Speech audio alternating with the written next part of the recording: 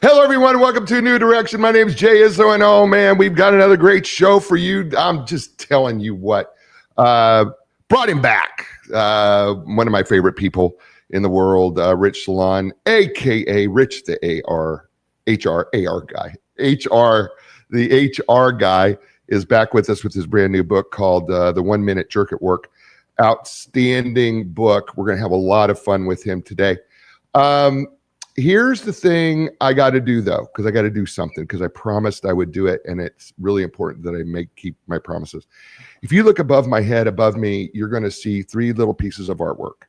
And this past weekend, I was doing some team building and core value team building and things with the hockey girls from the Carolina Hurricanes, the AAA girls elite teams that travel, who are going to Connecticut this weekend. And we were doing some work, and they did some of this artwork, and they asked me, would you put it on your show? And I said, you know what? I will get some frames and I'll put it on my show. So special shout out to Aubrey, Abby, and Taylor for the artwork. I appreciate you guys so much. You were awesome, and you guys worked so hard. And I'm really, really, really proud of you and the whole entire, both teams, 16U, 19U. You guys were great, as well as the coaches. So I needed to do that right away out of the show. Let me get to what we're going to talk about today. You know, we are all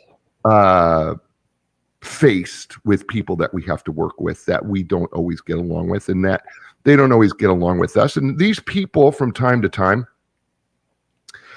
well, there's no other way to phrase it. They're jerks in a lot of ways. And so we're going to, with the help of Rich Salon, Rich, the HR guy, is going to help us talk about some of these jerks that we have in the office. Here's the thing that you may not be thinking about, because I put 27 jerks on the show, on the write-up. But the thing is that there's 26 in the book, but the 27th could be you.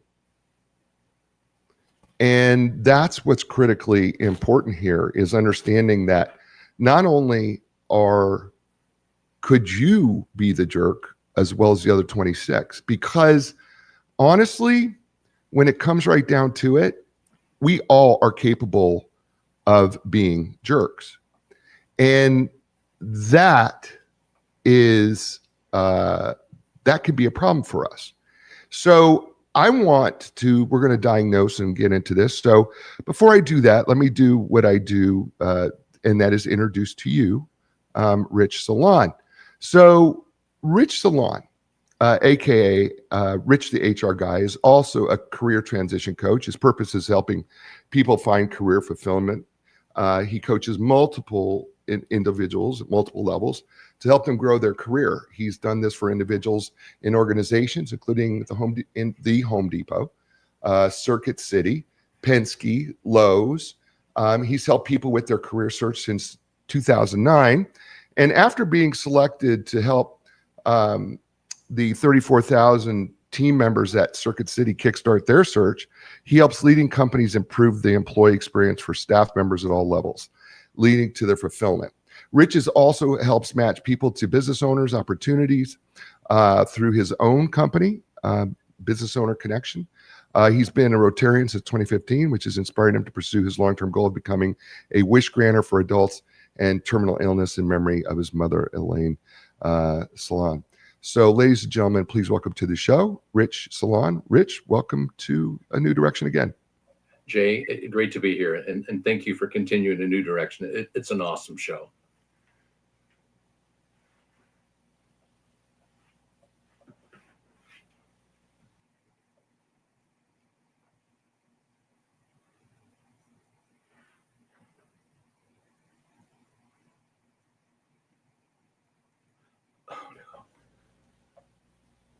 We have a little bit of technical difficulty. It seems that there's something going on here with the microphones and speakers, not on Rich's end, it's my end. And so if Rich, you can hear me, just give a shout. I can hear you great, Jay. And I know you're in North Carolina, which is is going to be facing a potential hurricane. Yeah. So, Who knows what's going on? Yeah, who knows what's going on here. So apologize for the technical difficulties up front, but we've got them all cleared up now, so we can go. So Rich, let's just dive right into the book here. Let's talk about the impact of jerk-like behavior in the workplace, because you say up front, offensive behavior can foster a distasteful workforce in an ethical atmosphere, leading to missed deadlines, unmet goals, and damaged credibilities. And while every organization, this is you talking, while every organization may experience occasional dips in customer satisfaction, when analyzing the issue, it may be due to disruptive team members. So let's talk about why these jerks, why you needed to write this, because we have these jerks and they are affecting our efficiency and effectiveness in our as employees and colleagues. Yeah, first and foremost, we use the term inappropriate behavior in the workforce, and for variety's sake, we'll call it offensive behavior, but let's just call it what it is. It's jerk behavior.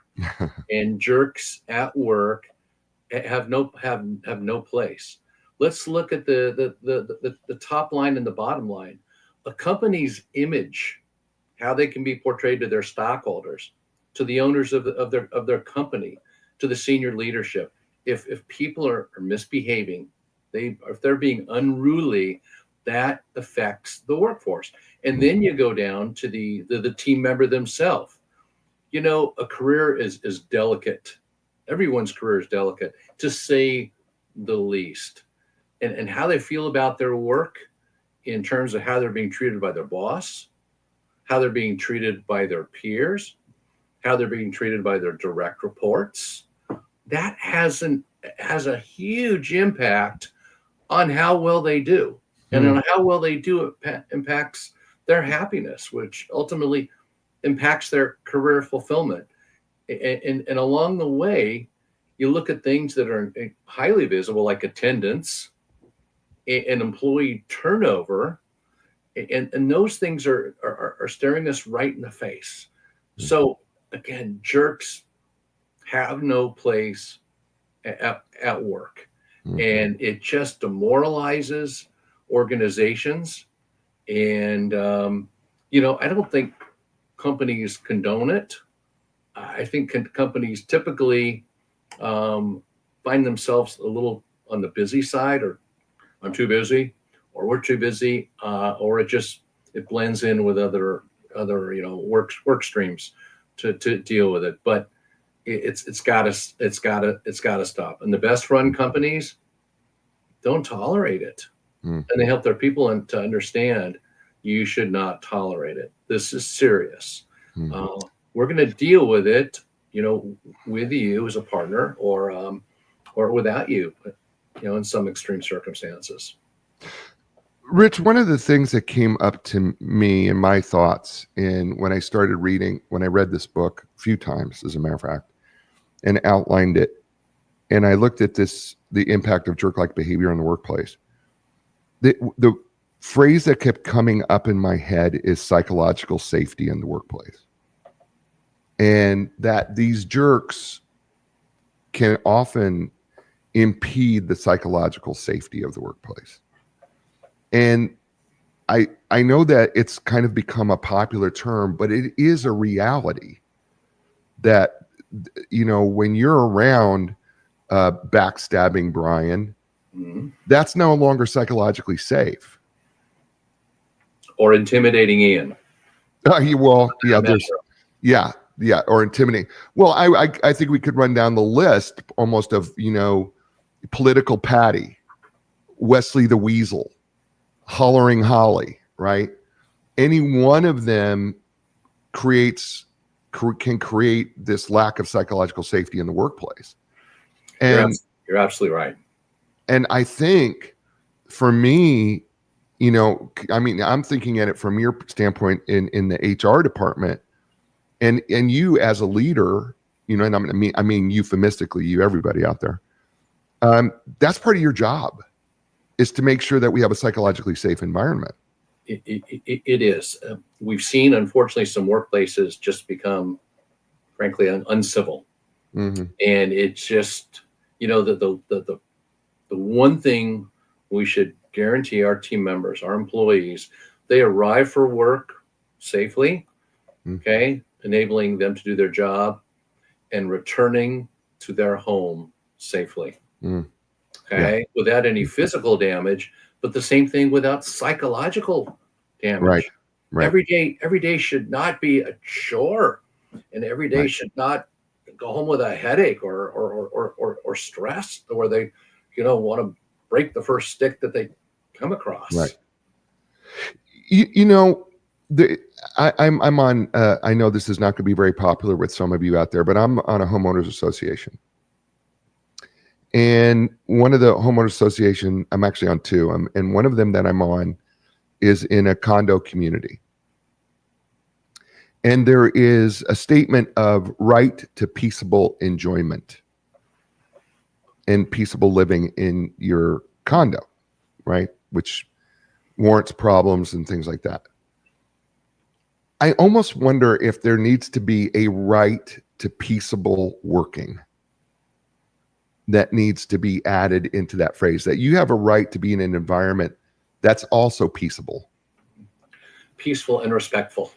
Yeah. When Right. they come to work, we expect them to treat others well, courteously, respectfully, and, Right. and in turn, they should expect the same.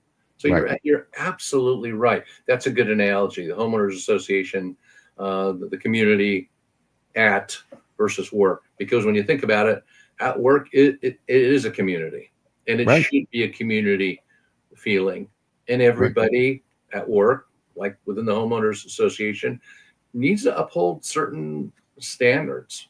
Yeah. Agree. The standards that get along, be respectful, think about the other person's feelings. You gotta think more about, like what your lot looks like, your driveway looks like. Well, Mm. same thing at work. How you're Yeah. being perceived at work. Yeah. Totally agree. Just some thoughts that randomly hit me as I was reading this. Um, let's start digging into a few of these people, which we're going to do for the rest of the show. So everybody, hold on to your hats because you may recognize them. And I think the one thing is that, I said this at the beginning of the show. This could be you, Mhm. and we lack self-awareness. Dr. Tasha Urish, who's an organizational psychologist, she's fabulous, has done her work around our lack of self-awareness. 95% of us believe we're self-aware, but in her research, as she dug through it, we're only about 15% of us on our best day are self-aware. And so you may not be even realize that you are some of these things. And so it's going to be really important, and I think Rich is going to emphasize this too, is you got to get self-aware here on yourself, because that self-awareness is going to go a long way to changing you if you're one of these, but also that awareness of changing others, which we don't do a very good job at as humans because we tend to be confrontational rather than therapeutic or consultative. And so as we go through these, ladies and gentlemen, you may see these. Don't go right out and go, well, I'm going to confront backstabbing Brian. There's a way to do it. And we're going to talk through that.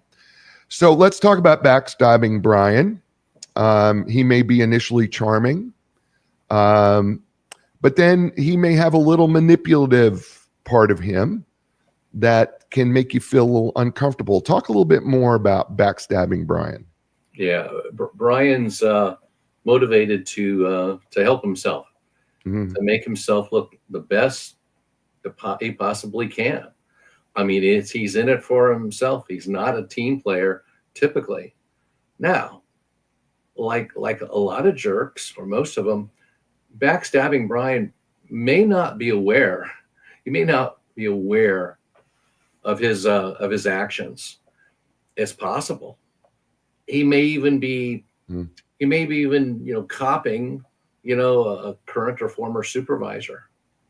Hmm. Worst case scenario, that's part of the company culture.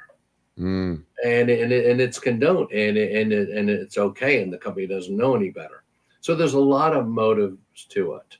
But the hope is in with any department, with any division, any company, the fewer backstabbing Brians, the better. And when Brian surfaces, um, he needs to be dealt with based on the situation. Because fast forward to talking about how to deal with the people like backstabbing Brian and Two-Faced Timmy and the like, it is a one size fits one Hmm. methodology. You just can't. You don't go to metrics and look for the sign and there's the action. It doesn't work that way. So it's very one size fits one. Yeah, I think people want to, people want to know, like, where do these behaviors come from? Well, first of all, let me just say, as a psychological professional, um, these behaviors could come from a lot of things, and you're gonna hear me probably say throughout, you don't know the people's past, how they were raised, what trauma they may have had. You don't know what events in their life may have led it. Some of these behaviors have been reinforced because it's how they become successful. Um, in every one of these things, people have probably been rewarded in some level or another for doing these behaviors because they were hired, because they were successful in spite of these behaviors that can create problems in the workplace. So there's not a single reason why. And I think that's the thing that Rich points out. You're not probably going to know the why. It makes it much easier from my perspective if I do, but you aren't probably going to know that because you're not going to be in that situation. Dealing with this person is a much bigger issue. And so when we deal with somebody like this, the one thing that you say in here is don't let it frustrate you to the point that it starts really impacting your performance. And you also say you got to be really cautious about discussing these type of concerns with your coworkers, because then you become, rumor Roger, if you're not careful. So how do we deal with backstabbing, Brian? What's our course of action? So to understand the why, I advise don't spend too much time trying to understand the why. Yeah, if you ask the person's boss, if you confide in human resources, hey, I'm gonna have a chat with my coworker or my direct report. His name happens to be Brian, and what can you tell? What have you heard? But don't have to dig too much. Mm. When it's time to intervene, I hesitate to use the word confront, but to have a conversation with Brian. My suggestion is don't go into the conversation with a notebook, or a notebook with a bunch of notes or paper documents and company policies. Right. Company policies, because that's going to feel like a loaded conversation to the person. Again, Right. you're trying to build a bridge. You're trying to get to the root of the problem, but you're trying to build a bridge with a person. You're trying to help the person. You're not here to bash them. You're trying to help them. Right. So I like the empty desk, no pens, no paper. I'll have one in my bag on the floor if I need to, but have the conversation Mm. with Brian and just say, in this case, most commonly, Brian, here's what I'm hearing, here's what I'm witnessing, Mm. and what would you tell me? Right. Or Brian, this is something's come up, something's going on, just over the last couple of months that people are bringing to my attention. And I'm just going to share with you. This is me and you talking. Okay. Your boss is not here. Let's just talk and Right. see if you can work together. That's the best way to reach him. If you Right. automatically bring the person's boss into the, room, bringing human resources as a said witness, into the room to have the discussion, the person's defenses go up. Yeah. And that reduces the likelihood that you'll come to a resolution with a person. Right. In this case, Brian. And then along the conversation, put it in their lap. Brian, what do you think we can do? How can we help you? Mm. And it goes without saying, if Brian makes some suggestions, that seem reasonable, way to go. You give him full credit and you get him to commit to making the change. You offer to support. You're going to remind him that, you'll follow up. You're here for the person, but get them to come up with a solution. Don't go into it thinking that you're going to, write a prescription for exactly what the guy needs to do to change. Right. Help him become part of the solution. I would also like to add here. I think that when you do have a conversation with somebody like a backstabbing Brian and you just knocked it out of the park, the immediate response is going to be defensiveness. And if you want to avoid defensiveness in that conversation, focus on the behavior, not on your emotions. Because oftentimes what we'll do is we'll say, you did this to me and you made me feel this way. But if you could focus on the behavior, Brian, when you did this, this is how it impacted me. And I think we got to focus on the behavior rather than having our emotions all tangled up in it. It's not easy to do, but my wife has to do this with me in the right way. Because she could say to me, Jay, how stupid could you be just to not get the dishes from the sink to the dishwasher? Versus saying, can you explain to me, honey, why it's so difficult to get the dishes from the sink to the dishwasher? Well, now it's on my behavior. Now I've got to be responsible for my behavior because she didn't say how stupid I was. She's now going, help me understand why it's so difficult. Well, now it's on me. I got to explain that difficulty. Well, it's not difficult. Now I'm left with, I'm just doing it because I'm being a little lazy. And I think that's where we got to kind of, massage that a little bit. Would you agree with that? I agree. And, they say don't bring personal to work, but the things that happen to us at work, they are personal. So personalizing it and helping, in this case, Brian, help them understand what have actions have done, how it's hurt me, and if it's hurt others, and if it's disrupted the team or the division or the department, you need to bring that up. But again, how you have the conversation.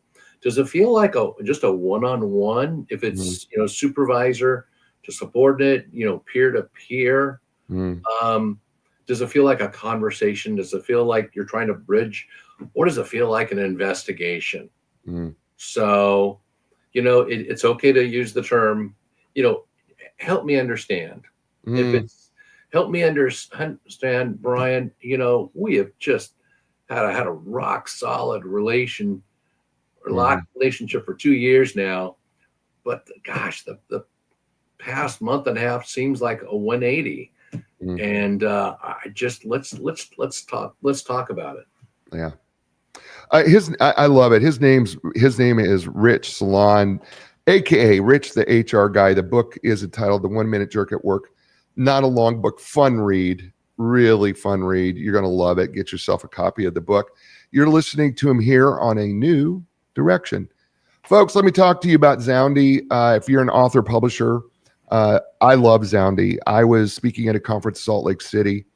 I had a QR code from Zoundy, and people could download the Audible of my book. And here's the thing. You go, well, what's the big deal about that? Well, the big deal is I get their email addresses so that I can interact with my listeners of my book. And I can ask them questions like, what would you like to see me do next? What would you like to hear? What would you like for me to write next? What did you like? What did you not like? How could I improve? And it's such an eye-opening experience to hear the listeners of your book talk to you about what they would like to see you do differently or write next. So it's such a valuable tool. So whether you're launching your first book or you've got a bunch, listen, check out Zoundy.com. It's Zoundy.com.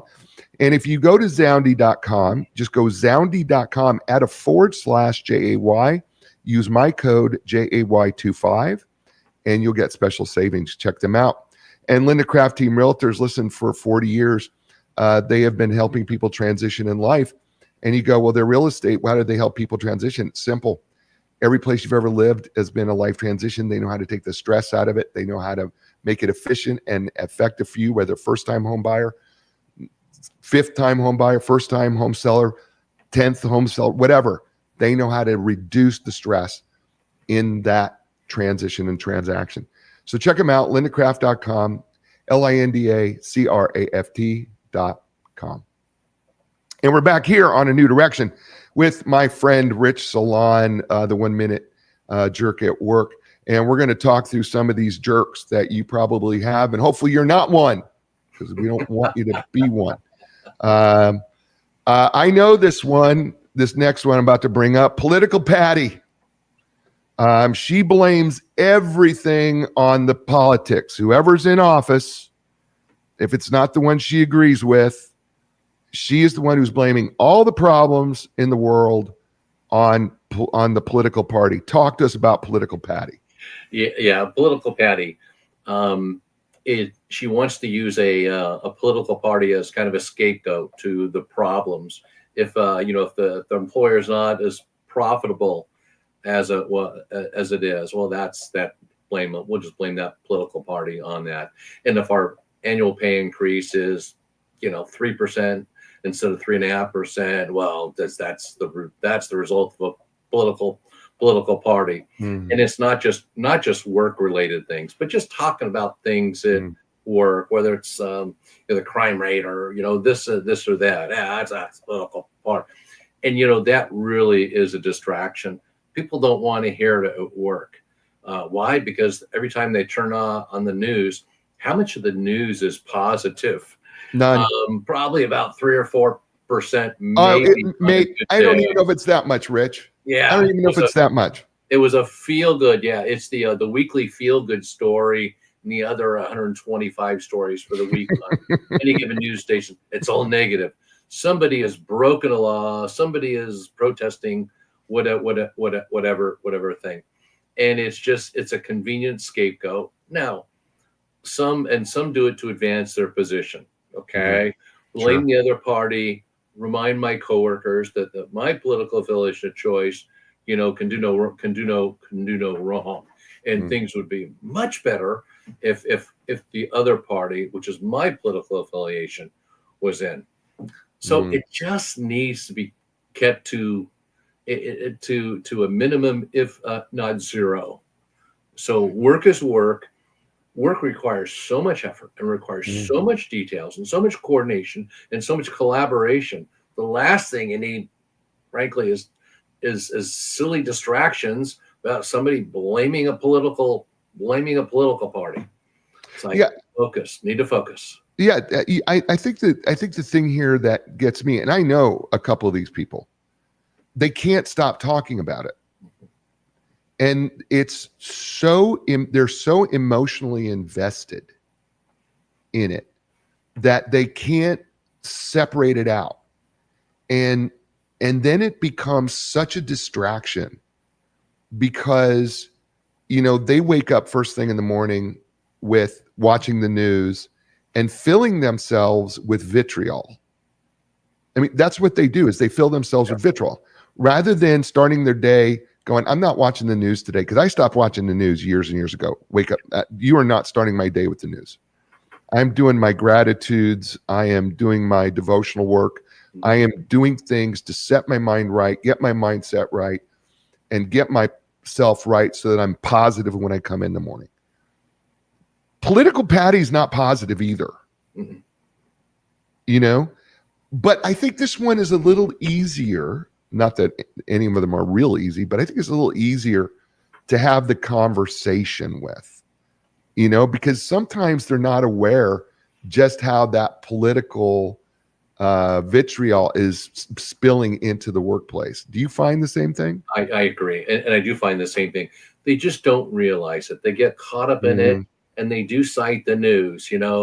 My family talks about it on at home, right? Because they heard it on the radio while they were driving home after work. And my sister calls and is talking about this, and this. And what's her source? Oh, it was the television. Right. There's so much discussion that consumes our kind of off work discussion, and our lunchtime discussion. We're off work, we're off the clock. Not uncommon for people to want to talk in the lunchroom. So it can be difficult it can be difficult to escape. Heck, you go to the gym and you're riding the stationary bicycle and you see the TV news right in front of you, or you're seeing the caption, that such and such happened. And it's like, oh God, what a mess, and you just if you even see the term, GOP or Dems, right? It sets too many people. It sets too many people off. And to your earlier point, most of them, they just don't know it. Yeah. No, it's not a class A. It's not a level 1. No. Offensive. This is a person you got a very, very good chance of turning very easily. Not likely the political party's going to dig at our heels and continue riding roughshod over everybody. So this is one a pretty easy one to take on. Typically not something you need to invite human resources or the person's boss into the conversation. This is a great one-on-one, empty desk over coffee, a mid-morning coffee, depending on the relationship with the person. So that's kind of an easy one typically. Yeah. Stay calm again, right? Stay calm. It doesn't have to be getting in your face. It's just, hey, I don't know if you're aware of, what your verbal behavior may be doing here. I'm just letting you know. Now, I know there's going to be some people who are going, well, I've got freedom of speech. I can say whatever I want. Well, now that can turn into a different story where they can get defensive. But I think for the most part, people can be kind of reasonable about it when it's brought to their attention. Don't you think that's true? I agree. I don't think it's likely you're going to be pulling out the company's code of ethics or the code of conduct or the company's employee handbook and say, let's read page 4 and 5 together, to prove my point. So we'll take turns reading paragraphs or print the policy out and say, I want you to sign and date here to memorialize that we had this conversation. I'll make a duplicate copy, and it'll be in your performance evaluation in 3.5 months as well. Right. Not typical. I'm going to jump to Micromanaging Maria. And you see, I had the same reaction when I read, because, man, if anybody's listening to the show and you've worked long enough, you have had somebody who's has a micromanagement style. Rich, it's painful, isn't it? It is. It's a terrible. That is a level 1 class A jerk behavior that needs to be avoided at all costs. You go down the list and you're going to rank them. I think Micromanaging Maria is probably at the top of the list. People come to work expecting, a certain level of creativity, certain level of empowerment, autonomy. Some people more than others. And the level of education and skills and knowledge and training that some people, bring, to their current role could, not uncommon. You're hiring somebody, they've been in the field for 20 years. And you come to work for the employer, you show them the ropes. Here's the resource. Here's the portal. Here's how the email works. Here's the org chart, and that good stuff. Let them go. Right. So it's unlikely. Instead of controlling what they do and when they do it. Hey, take care of this, and as soon as you're done with that, come back and I'll tell you what to do next. Give them the latitude that they deserve based on their skills, their knowledge, their training, their understanding what needs to happen. Situational leadership 101. Right. What's the likelihood that a decision someone makes, a single decision, is going to bankrupt the whole company? Right. Not likely. And if somebody makes a wrong decision, or decision that was maybe not as well thought out, doesn't use the best judgment on something, guess what? You take the learnings. You help the person understand what their judgment or decision did, and how can we prevent it from happening again? Right. Use that term. How can we? Meaning, how can you prevent it? Do from preventing again, and hold the person accountable. There's nothing wrong with that, and that's actually pretty important. But don't feel you need to spoon feed everybody and control them. So this is one that I think is really difficult from a lot of different angles.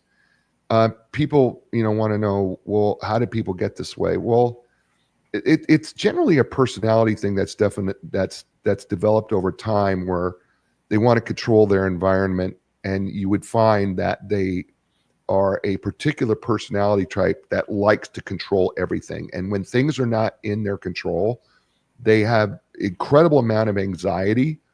And so they're trying very hard to control everything in the environment because it gives them a sense of comfort. And so we kind of find this. Dealing with it and how to get through it is a really tricky situation, because typically these people are in management, and they have the reason why they are in management, or leaders, or CEOs, or owners, or founders, or entrepreneurs, is because they have been able to control everything at their level, and they've been pretty successful at doing it. Again, when you're successful at doing something, you're rewarded for that behavior. And so you're going to continue that behavior because that's what's made you successful. So when we look at dealing with this person, you're probably not going to change the personality parts of this. And if you don't have an HR department, because I've got a lot of smaller businesses that don't have HR departments. They're, entrepreneurial style businesses. Fixing this is not easy, is it? No. The most common micromanager to me is somebody who's been promoted from an individual contributor to a frontline leader, call them a supervisor or manager. And often they have no training. It's like, congratulations, you worked hard for 5 years and you ran the overnight crew for the last 3 of those years. So congratulations, you're now a manager. Here's the keys, here's your schedule, here's your new boss, here's your new pay, here's your new benefits, and all that good stuff without any training. And they only know how to perform tasks. They're a great taskmaster. Now they got to get others to perform. And remember the pressure that they feel as a first-time supervisor. Anytime a person's a first-time leader, it's kind of like a first-time expectant father. You're nervous. You're going to be nervous, and you want to be the best dad, of course, the best husband, but you want to be the best leader. So you're not apt to kind of let go of the reins. You could also be somebody who doesn't trust somebody. You could also be somebody who's kind of just mirroring their boss. Their boss is a micromanager, and it's like, well, I'm still doing the job. I'm getting the job done. He says I'm doing a good job, so I don't see why I should manage any differently than him. So I'm gonna watch my team, very, very closely and control everything they do. Now, so the easiest ones to turn to see the light. Again, you don't want to blow their spirit. Okay, you don't want to demoralize the person. you don't want to let them feel or like that they're incorrectly placed. It's a fault. It's a problem. It's a style. It's a style that was successful in the Roman Empire, and occasionally we see it today, but it doesn't work. So helping the person to understand, again, it may be a blind spot. They may have no idea. Sure. Okay. And those are always the easiest ones. But the more challenging ones are the people who've been told, a second, maybe a third time, this is not a style that is consistent with our organization. And we want the best for your career. We want you to grow. You got the enthusiasm, the energy, you've got a lot of knowledge. We see you growing, but there's a better way to do it. So it is a little delicate, because Right. you don't want to put the person, you don't want the person moving from, you got them in fourth gear, they're in fourth gear, they're excited, they're pumped, you don't want to blow their spirit. Right. But you gotta have these conversations. And maybe there's a model person. Maybe you can think back to a time when they had a former supervisor. Hey, you remember Jeremy? You worked for Jeremy for a year. So a couple, yeah, okay, yeah, okay. What was he like? Ah, great. He kind of let me do my own thing, and he was there when I needed him. Okay, I would agree with you. It sounds like a pretty good style to me, and I would say that's typically the style that people want to work under. They want to be empowered. They want some latitude, and they know if they make a mistake, you'll tell them. But that making a mistake's not the end of the world. No, and what I do find, I think, odd about the micromanager is that they're really great at finding mistakes, but they're not very good at giving praise when a job is well done. Mm-hmm. You're absolutely right, and especially if they did it, they did a job, but they did it using an innovative process. They tried something new on their own.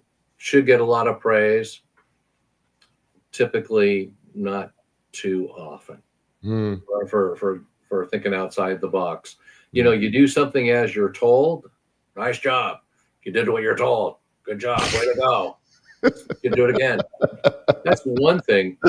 Okay, that means little value to somebody. But when somebody goes, outside the box and does something completely different on their own, and it's successful, those are the people you want to cheer. Right. You want to cheer on. It's like, go do more. Right. Do more. We can't do things tomorrow like we did today. They got to be different. They got to be better tomorrow. So otherwise, we're going to have a tough time competing. His name is Rich Salon, also known as Rich the HR Guy. The book is entitled 1 Minute Jerk at Work. We're going through a few jerks that you may know. You may be one. Sorry, it's just the truth. You just may be one. You may be a part of all these, which is based on the final jerk, Terrible Tara. You could be a combination of these things. So we're going to be talking more about that here in the last segment. You're listening to him here on A New Direction. Folks, Zoundy, love him. It's an audiobook platform. They give me a link. I can give my book away for free. You would say, why would you want to do that? Well, I'm speaking at a conference. Give my book away for free. I get to get emails back. I get to interact with my people who are listening to my book. It's fantastic. It's one of the best experiences I've ever had when it comes to finally being able to talk to the people who listen or read my book. So listen, go to zoundy.com, ZOUNDY.com/J, J-A-Y, and then use my code JAY25 for 2025, right? So JAY25, unlock the savings. You're an author, you're a publisher. It is so cool and you're going to love it. It's a great listening platform as well. Great sound. Also, Linda Craft Team Realtors, 40 years. Best part of them, I think, outside of their outstanding customer service, you got to check out their website. You got to check it out. lindacraft.com. You got to check it out. It is more than just a real estate website where you can go find listings and houses and you can do all that. But here's the thing. They actually had a child psychologist talk about how to move with children, a veterinarian talk about how do you move with a pet, things that you're probably not thinking about or considering, right? So they have really scoured to bring in information that's helpful to you. Check them out. You're going to love it. It's lindacraft.com, lindacraft.com. And we're back here on A New Direction with my friend Rich Salon, aka Rich the HR guy. His book, brand new, The 1 Minute Jerk at Work. Not long, but fun. Make you think, is that me? Could that be me? Could I be that person? Oh, I don't want to be that person. Please don't say that was me. And then what can we do about it? I want to go to one that is near and dear to my heart. Pessimist Pete. Oh, Rich, can I tell you about I've got stories of Pessimist Pete. I love leading teams. I was talking about my hockey girls that I coach and do teamwork with. And then, I work with corporations, coach corporations, businesses, and, leaders, CEOs, and work with teams. And you come up with this great new idea. And then Pessimistic Pete shows up, right, and goes, "Oh, that'll never work. Oh, that idea can't work. Never going to work. Can't. Here's the problem with your idea." And then Pessimist Pete, all right, by the way, is going to refer to himself like this: "I'm not a pessimist. I'm a realist." Now, by the way, the only people who ever say that are pessimists, because you'll never hear anybody else say that I'm a realist except a pessimist. Oh, dear Lord, he drains the energy out of the room. He drains the energy out of the people. Help us, Rich, for the love of sanity. Help us with Pessimist Pete. This one's a little intriguing because I scratch my head on this one because how is it difficult to be positive at work? How is it difficult to find value in people's thoughts and people's suggestions? But it never ceases to amaze me. The classic example is that'll never work, or the boss will never go for it. No way. So we're wasting our time. It's okay to be critical. And the person said, "Well, I'm just being a realist." It's okay to be critical at work. In fact, I think that's how organizations, especially corporations, they get ahead. They look at things through a critical set of lens. That's great. But not everything has to be negative, or at least look at it from a positive before you offer a constructive. One of the cultures that I happen to admire, it's the I wish culture. I had a former employer that we opened up a new division, and we decided that we're going to open up in a new culture. This division, new look, new titles, new everything. And the culture was I wish. Before you could make a suggestion or a comment, constructive, negative, you had to say something positive first. I like this. I wish this. So that was just a requirement, and it became part of everybody. Again, it's okay to be critical, but nobody wants Pessimistic Pete around. He drains the energy out of meetings. He drains the energy out of a team dynamic. Somebody comes up with something, and part of the thought process is, how are we going to get Pessimistic Pete on board? Or how many seconds into the explanation is pessimistic Pete going to chime in and say that'll never work? And you could almost have a lottery. Oh, put me Oh, down. no. We do over unders, Rich. We do over unders. I'm giving Pete 7 minutes over under. Who's in? I'll take your bet. It's going to be less than 7. I mean, I know. I have been in that room where literally I have set up the odds on how much time it's going to take for pessimist Pete to jump in to just take the air out of the room. I've done it. And it could be his upbringing. It could be, his boss. It could be just the way he's seeing things. It's just, you don't want to destroy Pete's spirit. Okay. But you have to help him understand, we're a team here. We're trying to move the needle, trying to remain competitive. Company's trying to be cutting edge. We're trying to get the best talent and keep the best talent. We're trying to foster new ideas. We're trying to inspire creativity in everybody, because who knows going to come up with the next greatest idea. And we exist today. Any organization would say this. We exist today because at different times we tried things different.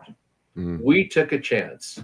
Right. So some things are going to be heavily validated, and other things you're just going to say, here's the hypothesis. There's no guarantees that this is going to fly, that this is going to help the division or the company. There's no guarantee. Here's what we believe will occur. So let's do it or not, or put it on the shelf and consider later. But look, pessimistic Pete, very simple conversation. Typically not a 911, typically not consulting HR, typically not bringing the boss involved, because that's where it could get tense for Pete. Give Pete the chance to turn around, become positive Pete. So, we'd probably settle for a normal Pete. So get him to pessimistic to normal. You're doing great, Pete. We love you, man. And then get him to be super positive, Pete. Again, you're helping the person, you're helping the team, but you're also helping yourself. When you help somebody improve or overcome a challenge, it makes you look better. It improves your credibility. Right. You're going to be perceived as the go-to person. You're going to be perceived as the person who really cares about people. Yeah. And after caring about people, everything is well below that. Caring about people to the point where you're going to talk to them, you're going to look out for them, you're going to build a bridge. That could be the difference between you, the all-star that the company wants to keep, whatever it takes, or you becoming, an average rated employee. So not rocket science, well within your wheelhouse. Take care, pessimistic Pete. Turn the guy. Yeah. Yeah, there's some positive things about him too. I mean, try to find the positive, because there is a positive thing. I mean, you want that critical thinker, and he is a critical thinker. And there's some positive. Rich, this has been great, man. This is always fun with you. We only did a few of them. Folks, just get the 1 Minute Jerk at Work book. It's fabulous. A lot of fun. I have to tell you, just a fun book to read. How can people get a hold of you, Rich? I'm on LinkedIn. You could Google Rich the HR guy, and it'll be directed right to my LinkedIn homepage, or go on LinkedIn and type in Rich Salon or Rich the HR guy or the Jerk Authority, or the 1 Minute Jerk at Work. So I'm not proud to say I'm the Jerk Authority. In fact, we HR professionals, we do a lot of great work, and we don't get any glorification on helping people, pacify jerk behavior. We do it. It's important, but most important is inspiring people. And people think they often they think that hope's a strategy. Well, if I do nothing, it'll go away. Well, that's not probably going to work. So you should be inspired. Okay, take the reins. Do it within your parameters, within your organization, but don't tolerate it. And also never forget there's always strategies and preventions for anything. And the same goes for jerk behavior. In the book, there's a chapter about jerk prevention strategies and jerk prevention techniques. As my friend Marty Clark says, what you don't correct, you accept. Absolutely. And it's absolutely true. Rich, thank you for being with us today. Stay with me, please. Folks, it's the show. You know what I say to you every week? First of all, it goes so fast, which is incredible. But I say this: you're in control of three things: your attitude, your effort, and your resiliency. Life does not give us what we want. In fact, oftentimes it's circumstances that come out of nowhere. But you're still in control of your attitude. Your excellence is tied to your effort. So how excellent will you be today? And we all get punched in the gut or punched in the teeth and we get knocked down. It's up to you to get back up again. Why? Because you're worth it and we want you on the team. You know what? You had a lot of choices. You chose us. Thank you very much for doing that. Give us a thumbs up on YouTube, wherever you're listening to the show. Give us a 5-star positive review. As I say to you all over the world, you know what that is. Ciao, everybody.